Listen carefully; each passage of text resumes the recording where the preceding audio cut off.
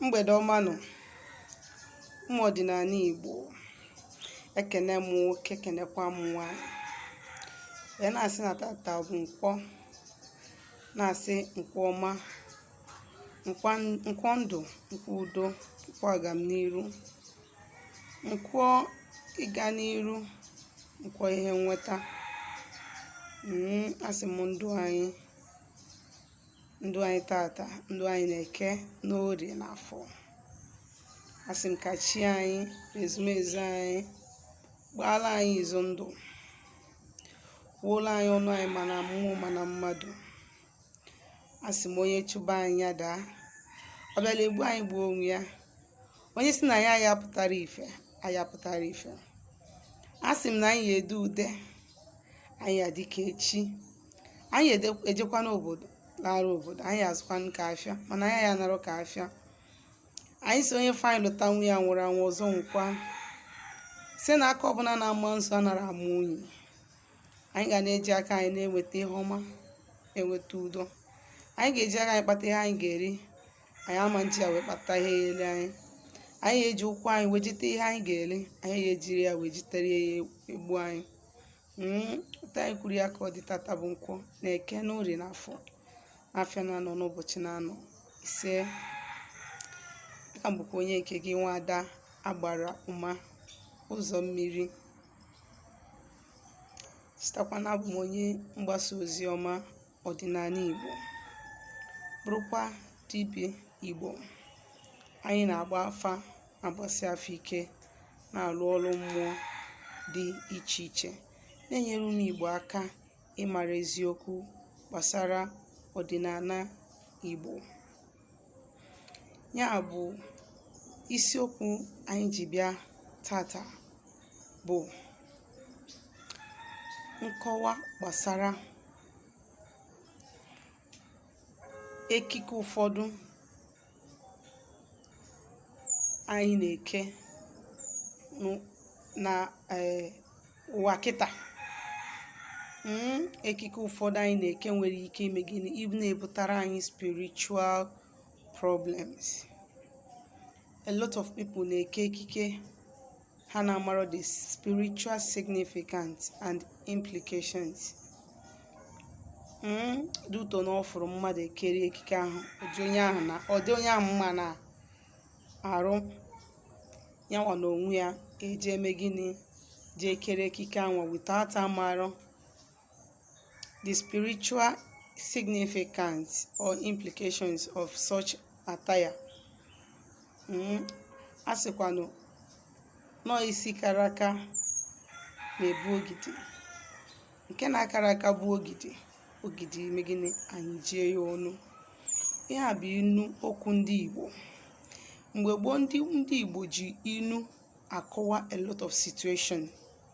Ndị Igbo ji inu akọwa ọtụtụ ihe dị iche iche.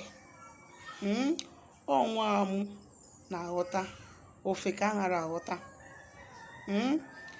Ịga n'isiokwu njibịa, ọtụtụ ekike nwere ike mụ anyị na-eke, anyị na-ahụ as fashion, anyị na-afụ as style that can actually cause us spiritual damages and problems.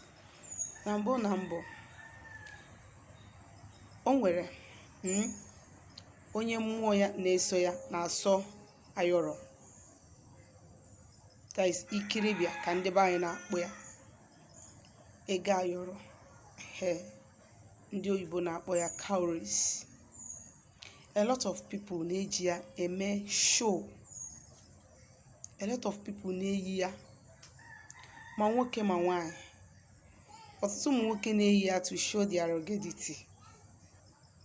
Ụfọdụ ụmụ nwanyị na-eyi ya ka amarụ na ha bụ nwa mmiri. Nke bụ eziokwu bụ, ọ bụrụ ma eze nwoke ma eze nwanyị, ma nwa mmiri ma nwa anwụ ma nwa anyanwụ, nke ka mkpa bụ ịghọtakwara ebe ihe ahụ ị na-eyi si. Ị makwara the spiritual significance. Ị makwa na somebody na-echukwabe ndị mmiri ya. Somebody ndị mmiri na-agba ụgwọ na-eyi cowry. Ịma na onye ahụ na-akọsuru onwe ya more problems. Na-eyi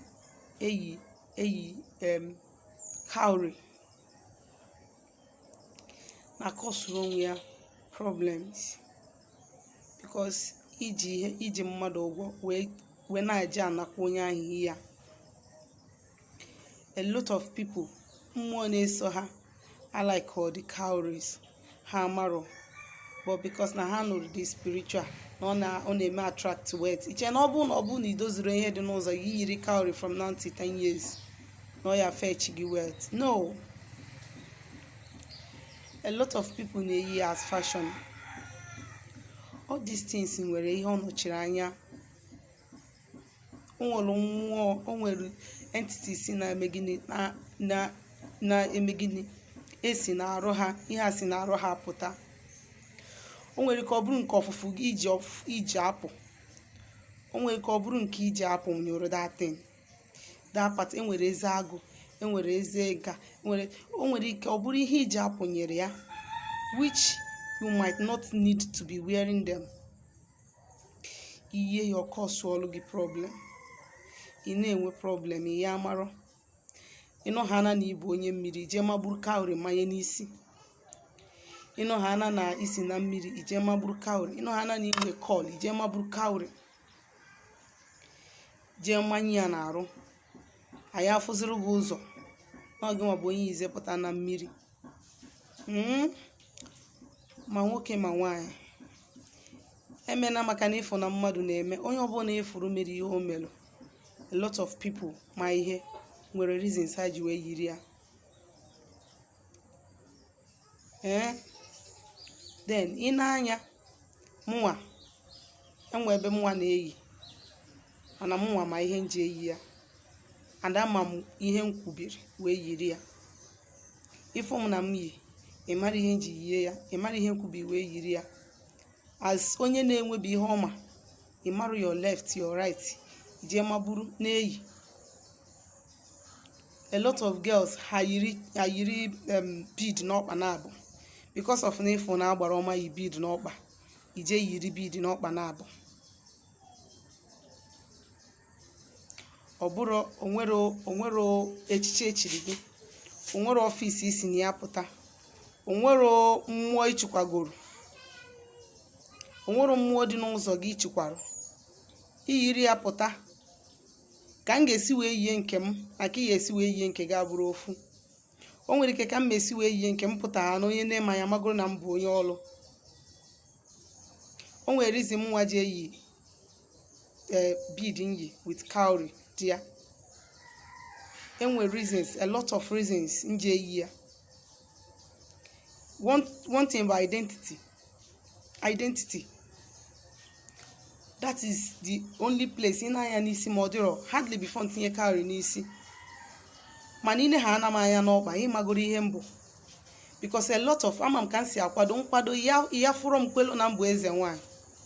A lot of people na-abụ afọ onye na-agara onwe ya na-akpọ ya shawa akwụ na idiot jee n'ọdị nka. You cannot give me such insult. Inye m insult, I won't take it from you.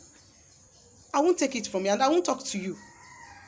So that is the reason why nji eyili ya. Also na the reasons nji eyi ya. Oburo show. When you see me, imagoro my identity.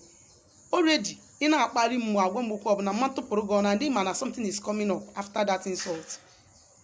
So you don't just see somebody na onye nkere eke ije kpọọ gị isi akpọrọ alụbat makwa ma akpọ ya ya dịka ọ dị alụbat. A lot of people are passing through spiritual challenges and nightmares because of ihe ha yitere inye na-arụ maka na ife onye yiri ya. Ị mara ihe onye ahụ chukwago wee yie that thing. Ifu ya ije maburu yie. A lot of our girls abịa yiri bead n'ọkpa na-abụ. Nothing. Anya sigodi gị na ibeze nwanya, so what? How far have you gone? Ijiri were those nonsense na decorate onwe gị. Ị na-eme attract evil eye upon you.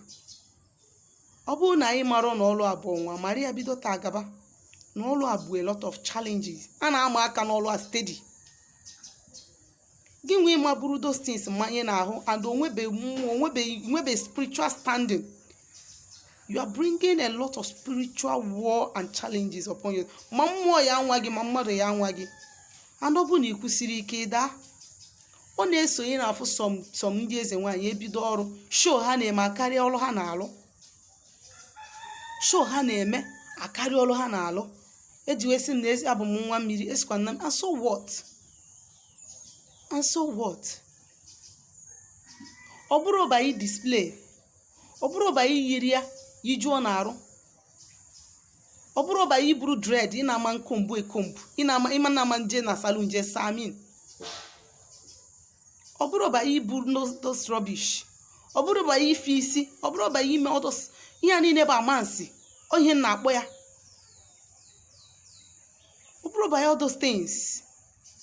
A lot of ndị mmadụ ha nọ ha na ha bụ onye mmiri. Onwebe ihe ha chụkwa, onwebe mmụọ ya na ha so kpamkpamkpamkpam amabụrụ ọsọ. Eje lock bụ isi. Ebuwe dread. Amadobe ya kauri. Ka gịnị mee? Ka gịnị mee? Ima the kind of spiritual eye and physical evil eye you may bring upon yourself. A lot of them apụọ n'iro ejela aka ekpe na display nonsense. Ịmakwa ihe na-ebutara onwe gị. Onwe ike onwe onye n'ebe ahụ ka gị onye ahụ na-edo gị. Ị na-bringiri onwe gị challenges. Echi si na ị nwere attack nka. Iji attack ya ndị mmadụ na-ade ekwu na ha na-alụ ọlụ na ha na-enwe attack o ji wee gbago gbala iji wee kwụọ ha nka. I wonder ma na ma bụrụ mmadụ. I wonder. Or is it onwere ihe na-eme ha na-ada eme ka ọ nwere ihe ha na-eme that I'm not doing?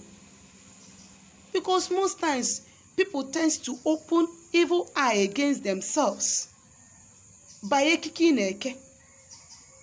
You cannot dress normal. If ha mara nzumaju anya na agagharị n'afịa and so fucking what? So what? Obere na ịma nzu n'anya. Obere na ihe si ike pụta ekwuru. Ihe ahụ na-display ekwuru show ya kụwafu ya in you and not just mere by displaying it by na mere appearance. Ọ bụrụ ebe ahụ nke obiri. Ya bụ gị nwa bụ onye Igbo. Onye jiri ụkwụ na abụgba akara eti ọ daa n'ala. Ejiri ofu ụkwụ kwuru iwere ụkwụ nke ọzọ gbaa. Ijiri ụkwụ na abụda gbaa ịda.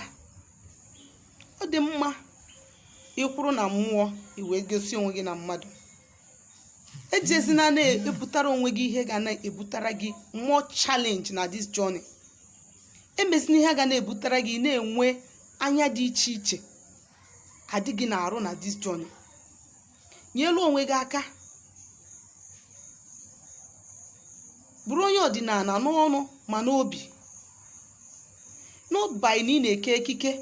A lot of us anyị ke ekike anyị na-eyi ndị mmadụ egwu. Ị bịara iyi ndị mmadụ egwu ka ị bịara ka ndị mmadụ bịa gị nso. Ka ịzọ nwoke zọ nwaanyị. Mgbe ị na-eke ekike ka ụwa fụ gị ka atụọ gị egwu, nobody will come close to you. Onwero. Ihe na-eme bụ gbawan na-adị ka m egwu. Meanwhile onye siri ike bịa kwa gị daa.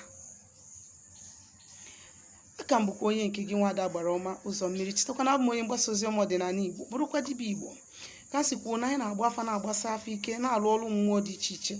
Na-enyere ụmụ Igbo aka ịmara eziokwu gbasara ọdịnala. Maka na ọdịnala bụ ụzọ ndụ n'ụzọ eziokwu. Ya bụ na o nwere ajụjụ ị nwere ịjụ gbasara ihe a nkụzi taa ma ihe ndị na-akụzi na mbụ.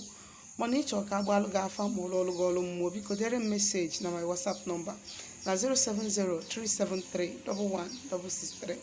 Ngwa ka emesianụ.